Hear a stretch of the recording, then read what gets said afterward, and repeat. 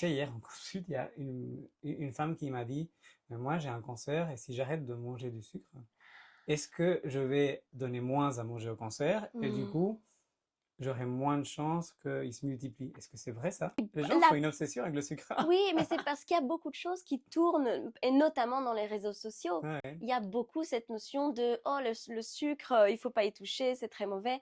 Et, euh, et en fait là, je trouve que c'est là que c'est important d'éduquer les oui. patients C'est sur pour ça. ça. Et effectivement, du coup, c'est important, je trouve, de rappeler à ces patients-là qu'on ne peut pas sélectivement empêcher, allez, si on arrête le sucre, on va pas arrêter le sucre que pour nos cellules cancéreuses. On Mhm. va arrêter le sucre pour tout notre corps. Le problème, c'est que c'est justement, enfin, allez, c'est notre, nos briques de survie.